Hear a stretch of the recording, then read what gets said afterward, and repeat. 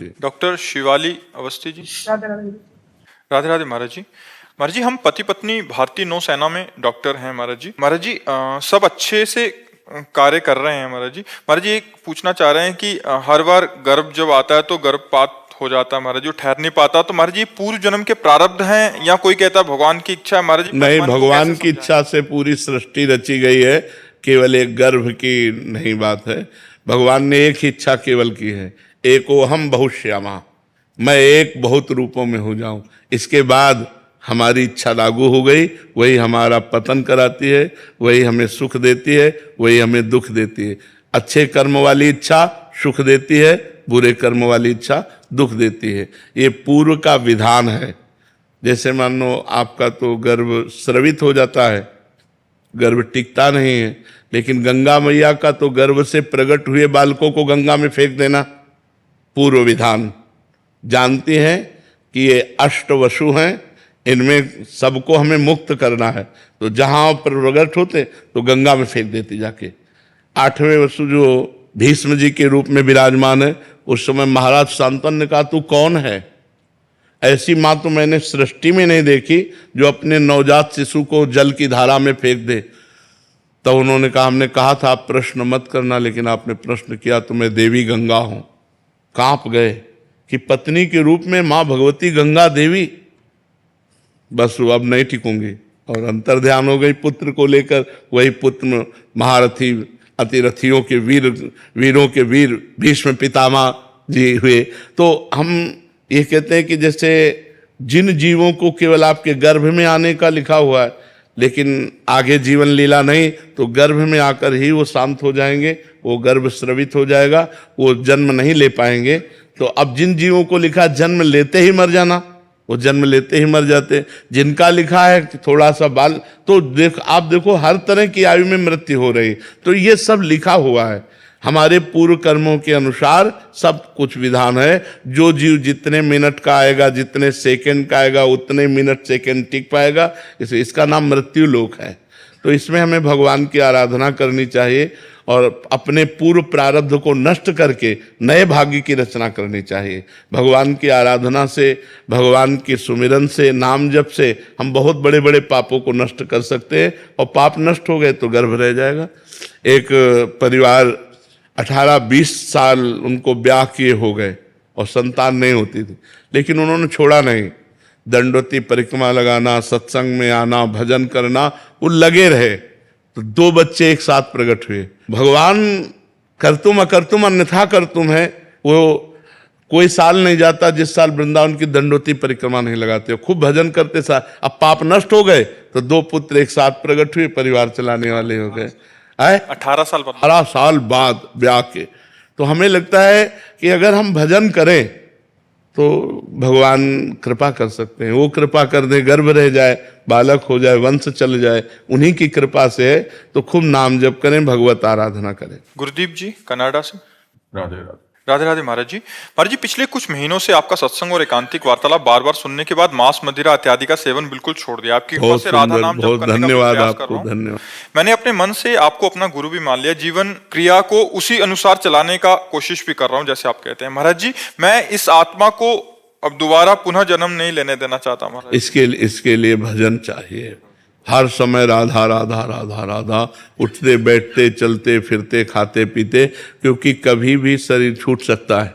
तो शरीर छूटने के समय यदि हम राधा बोले तो हमें भगवत प्राप्ति हो जाएगी, फिर हम आवागमन से मुक्त हो जाएंगे।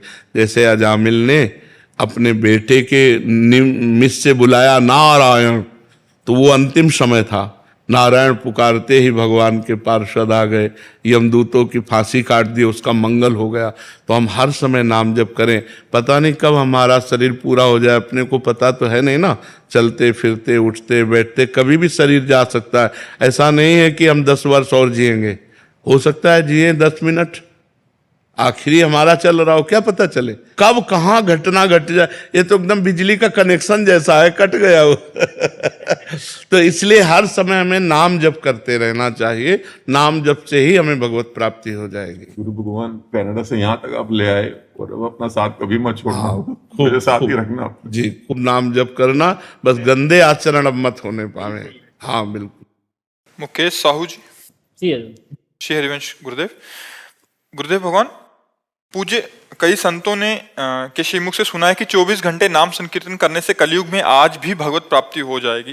गुरुदेव भगवान, आप भी नाम कीर्तन पे बहुत एक 24 घंटा नहीं, 24 घंटे बराबर आजीवन, हर समय नाम जप करो, भगवान की प्राप्ति हो जाएगी, इसमें संशय नहीं। एक 24 घंटा नहीं कि एक 24 घंटा किया और भगवान आके खड़े हो गए, नहीं तो कितने लोग कर लें। 24 घंटा कितना होता है? हमारे अंदर अखंड स्मरण चलना चाहिए। 24 घंटे नाम कीर्तन का मतलब नाम सुमिरन हमारे अंदर चलना चाहिए। संसार का चिंतन छूटा और भगवान का चिंतन अखंड चल रहा है, भगवत प्राप्ति निश्चित होगी। समाज वो जैसे 24 घंटे में अगर 24 मिनट जैसे तन्मय होने की, जैसे श्री जी। हाँ, अच्छी बात है, अच्छी बात है। 24 घंटे में 24 मिनट अगर तन्मय होकर जपे और शेष समय ऐसे जपे तो भी भगवत प्राप्ति हो जाएगी। तो एक दिन जैसे बंसीवट गए थे महाराज जी, तो वहाँ पे जैसे लिखा भी है और कई लोग बताते भी हैं वहाँ पे, तो जैसे नूपुरों की श्री जी की ध्वनि आती है। हाँ, ये भगवत, इसमें कोई संशय नहीं, भगवत देश है। कि उनमें से जैसे कि ध्वनि तो आई पर श्री जी की जो नूपुर है वो दिखाई नहीं दी, तो क्या बिना निज मंत्र के वो दिखाई? हाँ, उसके लिए भजन चाहिए, भजन खूब करो तब। जो बीज मंत्र निज मंत्र है तो मतलब बिना उसके मतलब श्री जी की नूपुर या अरे राधा नाम से सब कुछ हो जाएगा, कौन सी बात ऐसी जो राधा नाम से ना हो। हाँ।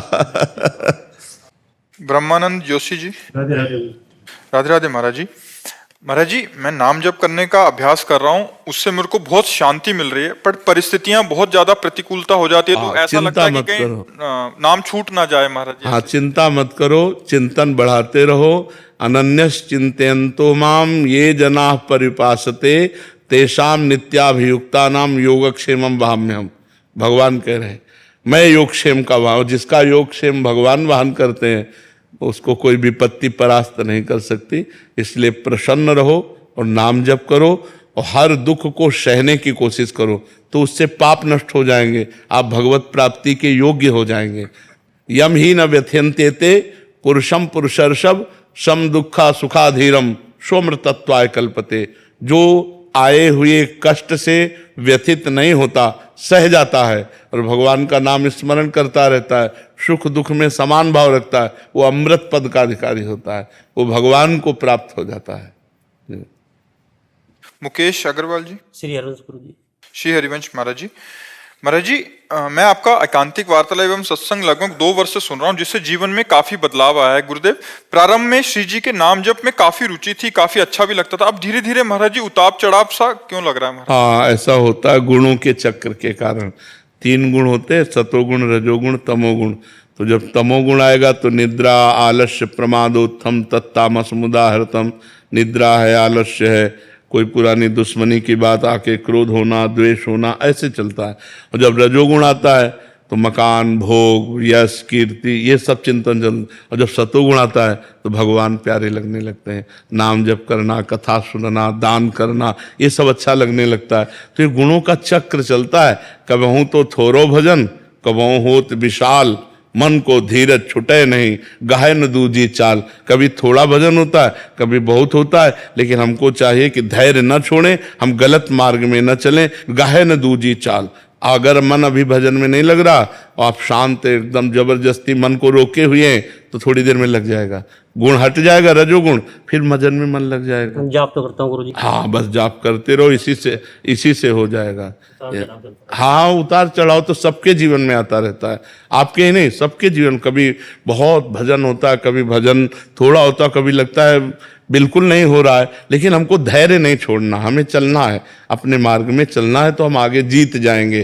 त्रिगुण से ऊपर जहाँ उठे तो निरंतर भजन चलने लगेगा। त्रिगुणातीत निरंतर भजन होता है, लेकिन जब तक गुणों के अंदर है तो उसका प्रभाव रहता है, तो हम हारे नहीं, हम निरंतर अभ्यास करते रहें।